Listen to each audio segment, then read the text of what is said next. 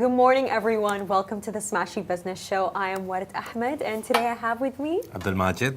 And it's Monday. It's the beginning of the week. Hopefully, we're going to have a very, very strong week. How was your weekend, Majid? It was good. I finally got a lot of sleep. But apart from yeah, it was a very happening weekend. The winters are here, so outdoors are a great thing to do It's right so now. cold. Yeah. You know, this morning, I think it was like 40 degrees, by the way, in Nice. the car. Yeah, in the night it's cold. I know for sure whenever I go out in the Extremely night for cold. something. It was horrible, How was but- your weekend? My weekend? Oh, it was lovely. Yesterday, I went to Wasl 51 in Jumeirah. I visited this new steak restaurant. It's called Steak on Me. And it was actually developed by a food vlogger. His name is Nice. Sultan Eats. And I find the entire concept really funny because he really said, you know what, I visit all these restaurants. Let me start my own thing. It wasn't life. It was changing. It wasn't life changing, but it was different for a change. Do you know what I mean? It was really good. And Was the food good? The food was okay. The steak was a little bit too chewy, Oh. even though it was medium rare. But it was fine. It was okay, and you actually get like free ice cream at the end. It was really nice. Oh, free ice But to be honest with you, the highlight of the night for me was when I was on my way there. I took a taxi. This is the first time this has ever occurred to me, Majid. But the taxi driver actually, the music he had Frank Sinatra on. And I was like, wow, he understood the vibe. He got the vibe. It was so lovely. It was nice. And then you know what he also did? He asked me where I'm from. I remember he was Ethiopian. His name was Jonathan. And I was like, oh, I'm Sudanese. You know what he did? 2 minutes right before we arrived to the restaurant, he plays this like very famous Sudanese song. He timed it, by the way. I could tell. I was just sitting there and he goes like, oh, do you know this song? Click. And it just plays. And I'm like, wow, this is great service. This is great service. So yeah, it was a really lovely Once night. I had a chat with one of the taxi drivers, Yeah. and they told me that they get training on everything, from greetings to having chit chat. Wow. So they have training for that, and that's a very nice thing to hear, that they get training to talk to people, what to say, what not to say, what are the areas that you can ask. And so it's a whole training package to for talk event to time. people. Yeah, because sometimes the clients or the customers who sit in a taxi are chatty. So they have to talk to them because they need to show them a good side of hospitality and everything. So they get training on that. So I was like, yeah, that's a very good sign that you're training a taxi driver. Yeah. What to say and what not to say. What are the boundaries? You don't ask about this. You ask about this. So very nice. Again, everything that you see and hear in Dubai is exemplary. That this is how it's done. This is how even you run a taxi service. That you train your drivers it was to honestly have communication really skills. amazing. And like, by the way, like whenever I order a taxi, I use Kareem, and obviously there's a taxi choice, and then after that, I think it's There's comfort. There's big one. comfort, and then max. and it's like you'd think like, okay, if I choose the cheapest one and I choose taxi, you'd think that it wouldn't be just as comfortable as comfort, but it's just as comfortable and it's just as nice. And it was like, honestly, I was so impressed. I was really happy. It's just the music, like his playlist, like everything. I was like, oh wow, like this is curated. How much did you pay? Oh. A lot. That's a really good question. See, the thing is that I live very far. Will not yeah. reveal it on live, but I do live very far.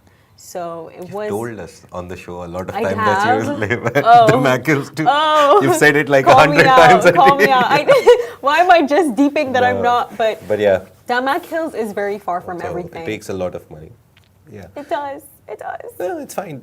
Soon they'll You have live and a you blue learn. line. One day They're- I'll drive. Yeah, drive and metro and public transport. They're laying They out a don't whole have plan metro. for it. They don't have metro in Damak. Soon you will, most probably One in day. the next 4 or 5 years, Maybe you in will Nashama. have.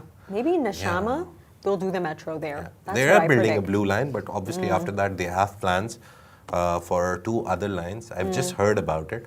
There's no concrete announcement or anything, but they want to make it a 15-minute city. So even if you're living at the Mackles too, or Al Nahda, like the border Let's of hope Sharjah, so. they want you to go from there to the other corner, like near Abu Dhabi, in 15 minutes. So they will develop a city like that. Let's and hope then so. it'll be easy. I hope so. Inshallah. Inshallah it will be. And for our first story today, if you're a football fan, this one's for you. You're going to be really excited about it. Manchester City has recorded very, very high revenues. So just this year, they've reported record-breaking revenues of £715 million for the past year, with profits of £73.8 million, marking another milestone in its commercial success. So their player trading income grew by 15%, which was driven by high-profile transfers such as Julian Alvarez is a 62 million pounds moved to Atletico Madrid, and João Cancelo's 20.5 million pounds transfer to Al Hilal. Now, something that you need to know is that Manchester City is actually backed by Abu Dhabi, and it's owned by Sheikh Mansour bin Zayed Al Nahyan, and it's seen significant investments over 14 years, totaling to 1.5 billion pounds. Yeah, it is one of the biggest investments that Abu Dhabi made in the time when Abu Dhabi was very little known. People didn't know they sat on a pool of capital. Manchester City, if I remember correctly, was one of the biggest acquirings in football by a Middle Eastern company or Middle Eastern backed country or anything. So I remember when they came, everyone was like, they'll bring money and only money, and money doesn't equal to titles. City have 8 Premier League titles, 1 Champions League title, they have won multiple FA Cups and everything. So I remember correctly the time when they came in and it was like, oh, they'll just bring money doesn't equal to title. Today you see that the investment that they made, they were saying it in a very bad manner, like, oh, they're just putting money. It wasn't money, it was an investment that they made. They saw that they could grow, and Manchester United and Manchester City. Wasn't there a game last night?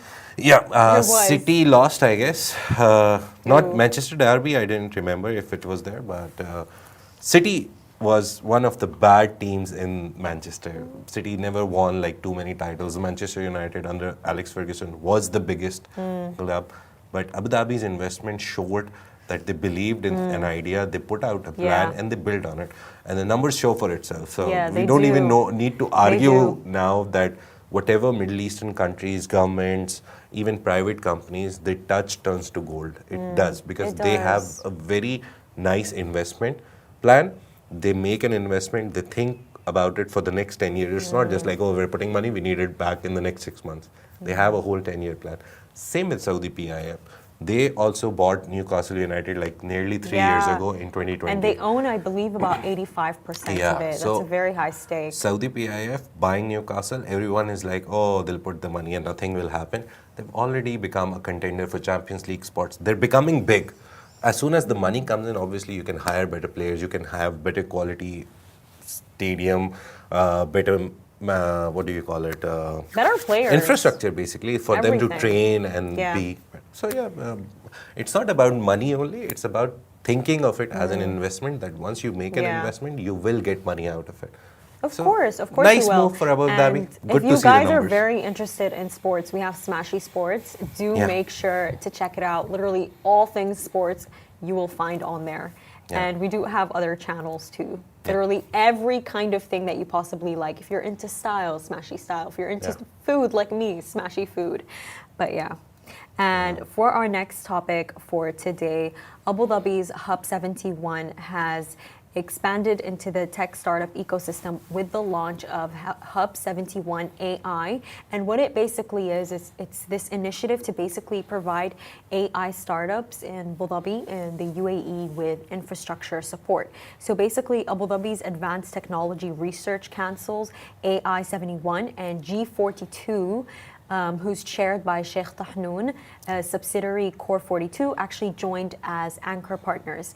And what is essentially happening is that AI 71 will provide compute power credits through its API hub, which offers pay-as-you-go access to the Falcon series of large language models and other tools. Meanwhile, Core 42, the subsidiary of G42, will support regional startups by offering cloud credits and access to advanced digital infrastructure for AI applications, including training and inference capabilities in multiple regions. Now, there are actually other backers of this hub who will also provide their own technical expertise. So there's going to be the Amazon Web Services, Google for Startups, and also NVIDIA. So there are a lot of tech power hubs working together here. We can Yeah. clearly see that. And just to give you guys more context on G42, they're the leading AI company in the UAE. And we're constantly, me and Majid, we're constantly seeing that their chairman, Sheikh Tahnoon, he's absolutely everywhere. Just very recently, he met with the CEO of SoftBank. He also Yeah. met with the CEO of Apple. Just recently, they also acquired Botim. And, you know, I say Botim specifically out of everything because I know we all use it. Yeah. Everyone uses Botim, right? It's like my mom's favorite app. All my aunts, all my uncles, they all love Botim so much. I personally use Chimera, though. What do you use, Majid? Botim. Everyone uses Botim. I don't know. I love Chimera. It's easy to Chimera's my access. favorite. And the voice quality, I guess, is better. Or maybe from the start, we've been only told that Botim works. But Botim is owned by AstraTech. AstraTech owns a lot of other, three other startups. Botim was acquired by AstraTech, actually. Botim, before that, was a private venture. It was acquired by AstraTech. And the main idea of this whole collaboration of so many companies, go to Hub 71 if you're a startup. That's my always, if you're Abu Dhabi based or if you want to be Abu Dhabi based, go to Hub 71. They are the leading providers of infrastructure. You get office space. They're the leading provider of network opportunities. I'm saying a lot of stuff about them like it's an advertisement, but it's not. It's actually a very nice hub, which I've read about a lot. That is why I know that whatever they do is for the goodness of startups. They have cohorts where they host a lot of startups, not even national startups. They have international startups which come in and set up offices in Hub 71 spaces. And they're only doing it because they know Abu Dhabi is like the capital of capital right now. Yeah, There is they have a the lot. largest sovereign wealth Yeah. fund, so it's They a good have place to so place many it. people with capital right now in Abu Dhabi who want to invest, and then every big asset manager is coming to Abu Dhabi. So BlackRock, whichever name you can think of, they are in Abu Dhabi now. Yeah. So that is why this hub has become such an instrumental place.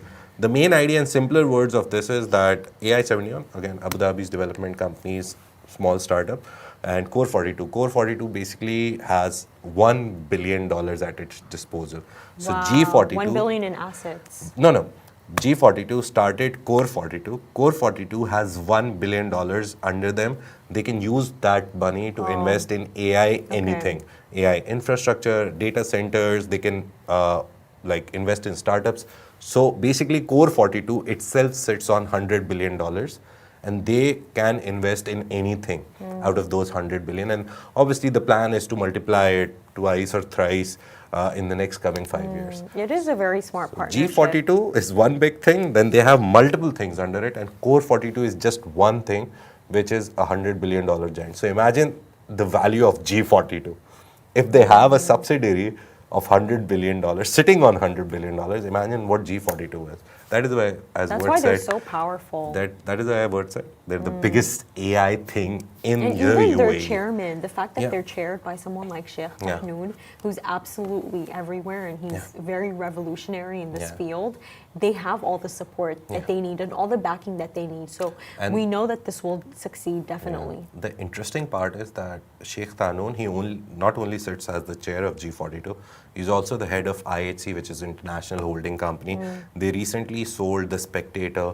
They own the Telegraph. So there's a lot of things that they have their money put in. So when we talk about diversification of assets, this is what is being done. They have 2 or 3 big companies. Then they have subsidiaries which have specific plans and ideas and future targets that they have. So yeah, it's a very big giant conglomerate. Again, when we talk about $1.7 trillion of wealth in Abu Dhabi and having the biggest pool of sovereign wealth funds, this is what we talk about, like a smaller picture if I can tell you. But when you go into detail, you'll find out more. So I would say when you listen to us, do your research as well. Go to Yeah. these startups, find out how much money they have, and They if you all have receive any a idea. lot of funding. Like even just very recently, actually, AstraTech, which actually owns Botim, and now. AstraTech, which itself is owned by G42, they received $500 million in funding from Citi. Citibank. Yeah. Yeah. This is the biggest tech funding in the Middle East ever. Yeah. Ever. And from that, what you actually see is that it's not the companies themselves that are doing well, but the investors themselves show a lot of confidence in their success in the future. Yeah. Because providing this much money, that's absolutely insane. You know that they're going to do well. I remember we talked about it on Friday, I guess, that there's a very common saying that wherever BlackRock goes, you go. BlackRock came to Abu Dhabi just for the sole reason that there's so much capital sitting in Abu Dhabi right now, and in the UAE overall as well, and in the Middle East region on a macro perspective as well, that they want to be here. And they are planning to open, they have a Saudi office as well already. So we need to understand that this is, Abu Dhabi is the capital of capital, if you say it, but Middle East is right now the capital of the world as well in terms of capital. We'll come up with a good term for that as well. Any company, Majid, I've noticed that receives funding from anything from Abu Dhabi always does well. Like for example, like we saw last year with Dhabi. Dhabi's actually backed by Mubadala, buy now, pay later. Yeah. They actually received, I believe, $700 million in backing. Yeah.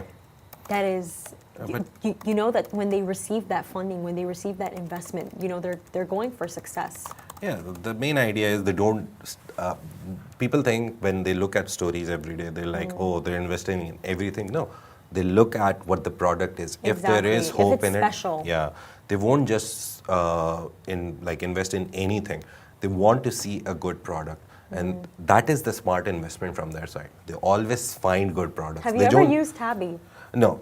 Same. Thankfully, I haven't tried them, and I don't want to be honest. I'm not comfortable with the idea. You know, I remember I met this guy in university, and he said that he tabbies everything.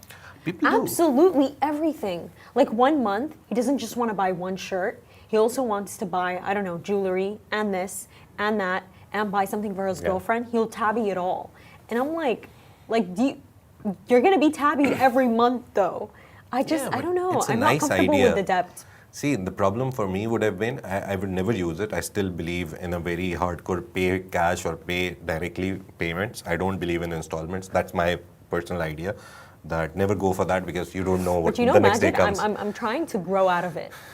Because you're right, I used to think like you, but the more that I sit on this table and the more that I read about it, and especially I remember I was watching this video of how a lot of these businessmen, they were saying that like, use debt to your advantage. And it's like, why don't we do it? See, debt for them is in millions and hundreds of thousands. No, was it always? It is. If you're from the beginning. I'll give you an example. If you want to start something, like if you have a business plan and you think you'll have to invest 500,000 in it, so you can debt service, like use banks, take 300,000 from there, take 100,000 from someone or maybe a pool of friends and 100,000 of yours. Then debt makes sense. But for a phone, 1,500 dirhams of debt doesn't make sense because you're not going to start a business with 1,500 dirhams. A car would be nice, like paying a car with installments. Paying a car, I feel like the only thing I've done really in debt or installments is a car in Pakistan, but that also I took a Sharia compliant, like everything and from Islamic banking. I was paying the rent, I wasn't paying interest on the car price. So yeah, all of that, all of those things, that is why we have BFMSI. It's like, when do you draw the line? It's very simple. Do you know what I mean? It's like, when do you, I feel like it all depends on you. Because like, for example, if I'm coming at it from a Muslim perspective, I do think of it the way you do, of like, you know, what if I'm gone tomorrow? Like, who's going to pay my debt? Do you know what I mean? But it's just, I guess, just the more and more I sit on this desk and I see how all of these rich businessmen, they use debt to their advantage, it's like, why don't we do it too? Because they can. They're investing millions and thousands. But not everyone started out big though. No. My idea is, even if you read Rich Dad Poor Dad, Kiyosaki one, he doesn't tell you to get small debts like 1,500 dirhams or 4,000 dirhams for your phone. He tells you to take debt and invest in something. So you can't invest 1,500. Maybe you can buy crypto with it, but 1,500 dirhams of crypto, 1,500 dirhams of shares will only get you 100 dirhams maximum on a very good day. And for that even you have to do day trading. That's like spending 7-8 hours on the stock market thinking, planning what to invest in. So even on a good day, you'll get 100 dirhams on 1,500 dirhams. So the idea is use debt. They're completely right. Use it. Everyone says it, but for a business. not for your personal payments. That's my opinion. Again, it's not financial advice. That's my opinion, because I think if I go for a business someday, if I launch something, Yeah. I would go to a bank. And obviously, Yeah. my idea is to go to an Islamic bank. Everyone has a different idea. We have DFMSI, that is Sharia Index for Dubai financial market. So people who believe in Sharia compliant stocks, they trade there. They don't trade on the DFMGI, which is the Dubai Financial Market General Index. So Islamic banking is there. A lot of options are there. If you want to finance it in Islamic way, then Musharka and Mudaraba come in. I don't know if we should go into the details of that, but Musharka and Mudaraba, they come in. There's a lot of business. The Islamic finance itself is, I read somewhere in a report that it's like $1 trillion whole thing, where Islamic finance for cars, Islamic finance for house, Islamic finance for everything is there. So if you believe in that, fine. Debt, I think still, debt is good if you're starting something and you need a lot of money. For these payments, and the good thing is these guys, they don't take any interest. So they are quite Sharia compliant. Dhabi, Tamara, there's 2, 3 more. They don't take any interest. So what the basic idea, what I found out is, if something is 1,500, if you pay it over 4, it'll become 1,550. So they're not taking interest every month based on the interest rates. Okay. They'll just take an extra fee of splitting it into 4. I see. So okay. everyone benefits. The shops benefit because they have more sales. Tamara benefits because it takes minimal fee out of it. And you can pay it over 4 months. I don't like the idea. I just Yeah. pay all at once. And Good idea. Yeah. Only pay for something that you have money for. Exactly. And finally, for our final topic today, now we've seen how Saudi Arabia's public investment fund just very recently has acquired a 50% stake in Heathrow Airport. Well, actually now they're reportedly looking to purchase a 49% stake in Newcastle Airport in the UK, which is going to be sold for about £1 billion by the UK. Now, the reason why, when I take a look at this, it's very interesting. It's because, Majid, we just told you guys how they already have an 85% stake in the Newcastle football team. So when we're seeing this, they're only looking to expand it more. After Heathrow, they're only expanding that sphere of influence. And honestly, I love to see it. I really love to see it. The main thing is, again, they're investing in startups as well, inside. But what I've seen, the trend is, if they're investing outside, they're looking for very well-established businesses. They're not just going to, what I've seen in the last few years, I was reading a report yesterday. I got an email. It was a very nice summary of external investments made by Middle Eastern companies. There's a lot of newsletters. I have Enterprise, Akhbar Ka. There's 1 million. Someday I'll share the list. But there is a whole list of external things. You can also watch it on Deal Room, Crunchbase. These are the things that I use to look at investments, what are being done. So a lot of Middle Eastern investments which went outside, which went to external like startups, mostly were in Europe. So America didn't get a bunch of it. That was the main idea. Apart from that, those startups were at Series B and C level. So they had already established a base. They already have traction. They already are making money. And then you saw Middle Eastern. Again, when we talk about Middle East, it's Saudi and UAE mostly. Egyptian people also are investing outside. But these people, they're investing in startups which have established a base, are earning money, are generating revenue. Can you even call them startups anymore? Yeah, because they haven't exited, they haven't become unicorns. So that is why they are still startups, mature startups. Yeah. So they're investing in Series B and C. So even outside, they're looking for investments in startups which have established a base, which are getting revenue and are planning expansion. So they just put some money and get them into expansion. The interesting part was sometimes they were actually, for example, one of the, out of the whole list, one thing that caught my eye, I don't remember the names, but it was a Saudi investment firm, a venture capitalist firm, which invested in a startup to get them to expand into Saudi Arabia. So that is smart. Yeah, so they put money into the startup to expand into Saudi Arabia, so Saudi people can get that service here as well. So it's very interesting, the dynamics of all this investment. People, they will, what I'm recently seeing, especially with the announcement of Apple planning to open flagship stores in Saudi Arabia. They're gonna start receiving all these services very soon. They're gonna start receiving all of these like very big giants, not just like startups, but also like big companies like Apple. But you know, speaking of startups, Majid, this weekend we had Seoul DXB. Yeah, so you know what? I felt so much. I honestly felt so much regret not going. My sister went. Oh. She actually very graciously offered to get me a ticket so I could come. And I was just like, no, I want to be at home. I don't want to go to any events. But I regret it. Fixed Dessert was there. Oh, yeah. I really regret it, by the way. Because, by the way, when you purchase a Fixed chocolate, they're anyway 69 dirhams, I believe. You also have to pay a shipping fee and an interest fee. Yeah. So to get one bar, it actually comes around more than like even, I think, 70, 80. So I was like, oh my God, like I wish I got the chocolate. And I even called her. I'm like, can you go get it for me? And she was like it's out of stock. Like at 8 p.m., they were out of stock, completely sold out. I was very disappointed about that. But Thames performed there. Honestly, I wish I went. I got the FOMO. I did get that fear of missing out. I honestly wish I went. Would you have gone? No, I don't like these things. And again, personal choice. I again prefer to stay at home. But yeah, I knew about Fix. I saw a story of someone. And Sarah Hamouda was there. Yeah, she was That's also actually there. the founder of Fix. Yeah. She was there, and I was like, oh, it would have been lovely meeting her. No, Her I've story tried the is so Fix chocolate, special. and I've tried the one or two now. The alternative. I've tried the Taste new the same. alternative. They taste the They same. don't taste the same. They taste the same for me. No, they do not. I do not agree with I have you. a very bad, I guess, I think taste buds, I but think they maybe the taste taste is then. the same, but I feel like what distinguishes them is the texture.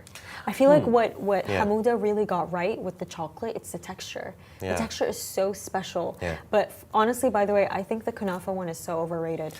Yeah, but it's the a peanut, the cultural one with peanut icon butter, now. the one with the peanut butter and kunafa, Oh. way much better. I thought that it tasted way much better. And I was like, oh my God, the kunafa one, I think it's overrated. I think because they hyped it up so much. Yeah. When I actually tasted it, I was like, oh. But I like the peanut butter one though. I ate it here on the desk, and I ate the alternatives. All of them are very sweet. I don't know why. They should have some You want it to be balance. less sweet? Yeah, some balance at least. I shouldn't taste only sugar or whatever they're putting in it. I want to taste the chocolate. I want to taste the kunafa. I want to taste everything. But sugar is too overpowering in there. Those are a lot of demands, Majid. No. I guess if you're Want putting to like taste 5 everything? ingredients, at least But have that's them what makes them taste. special though. It's that mix up.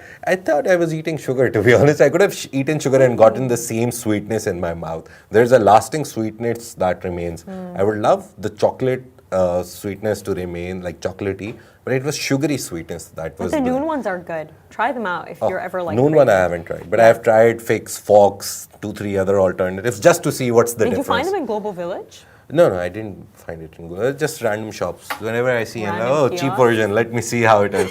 Yeah, all of them have a very sugary aftertaste. So for like the next 15-20 minutes, you'll feel like you've eaten a whole full spoon of sugar. You know what I think about it, Majid? I've never ever, like growing up, I've never been somebody who likes pistachio, by the way. I'm not a pistachio person. I like every other nut, but just not pistachios. And I truly feel like the entire hype around Fix and their kunafa chocolate has kind of brainwashed me into like eating pistachios. Because now, if you look at it, honestly, every single cafe that I visit, every place that I frequent, when you order a dessert, there's always some kind of pistachio in it. Like just 1 week ago, I was eating this pistachio chocolate bar where not only did they put pistachio nuts in it, but they also mixed the pistachio butter into the chocolate with Millie. And it's like, I feel like I've been brainwashed. Just because everyone's doing it, I'm just accepting it and I'm going with it and I'm having everything pistachio. And it's not, you know what? I've decided that like I know my roots and this is not for me. I don't know. I've just been doing it because everyone's been doing it. Right? Because remember when there was a time where Lotus, like the Lotus butter, where Lotus was like everything for everyone? It's still kind of Lotus is. cake, Lotus cheese, Lotus Right? this, Lotus that. It's still, my mom was, by the way, making Lotus cheesecakes like every other day. It was a big thing. Now I feel like that new butter has almost become, it's become pistachio. It's moved on from Nutella, it's gone to Lotus, and now it's gone to pistachio, where the hype is around that now. I don't know. I feel like I need to de-influence myself because I've just been doing it because I'm like, you know, when you're in your brain, you're like, oh, everyone's eating something. You know, because I'm not a picky eater. So but I realize like, no, I'm not a fan of this. I don't know. Coming back to the Saudi Yeah. PIF investment story, mainly the UK is trying to sell 49% stake, and maybe Saudi PIF will buy the whole stake. Maybe I think they they'll will. buy some part of it. I really do, because they invested into the football team. The idea that I get is they will come up with a consortium like they did for Newcastle. I remember there were 3 companies involved. There's RB Sports something, VC Capital something, and then Saudi PIF. The 3 came together and they bought the majority shares in Newcastle. So that was a very good move. The interesting part here is that Saudi outbought one of the partners. So it's now only Saudi 85% and RB Sports something at 15%. So in this maybe, and even in the Heathrow deal we saw, there were 2 partners. It was them and Adilia, the French company, infrastructure company. They both went together in. Aldia, I forgot the name completely. But they are the majority stake owner, 27 something. Saudi is 15%. But I'm like 99% sure sooner or later Saudi will buy that stake as well and become a majority holder for Heathrow. And in this, there is a chance that we'll go win in 2 or 3 companies, enter, make them buy, they will buy eventually. When there is good time to cash out for the other company, Saudi will buy that stake. And it's a very nice move. It's a very strategic thing that Saudi It's not just, PIF has been doing. You know, when I take a look at this, Majid, I just honestly, it really does feel surreal for me. Yeah. Because what we're seeing right here, it's Arabic expansion. Yeah. Arabic expansion at its best in the most right way possible. Yeah. The right way that the West never did it. Yeah. Do you know what I mean? This is not colonialism that Yeah. we're seeing, because that's how. This is smart investment. Exactly, it's smart investment, and I just love seeing it, because what we saw in the 20th century is that the West, you know, they expanded their influence through colonial power. Yeah. Very unfair. They force people to sell it. They are actually Exactly. buying it when people are selling. Like this, Yeah. this, you know, this is a sign of real wealth, amazing wealth. Like, do you know what I mean? It's like it's a takeover, Yeah. but a righteous one. Yeah. I call it a righteous Righteous one, because takeover, when I take a look at what the West did and how they expanded their sphere of influence, it was so unfair. Yeah. It was ridiculous. So seeing the way that they're doing it, not only are they doing it, they're doing it the right way. Yeah. Do you know what I mean? But yeah, these are our topics for today. Thank you so much for watching, everyone. This is Smashy Business Show, a Smashy Business production under the Augustus Media Podcast Network. You can find our newsletter on Smashy TV, and you can also find us on X and on Instagram and on LinkedIn and on YouTube. Please make sure to tune in.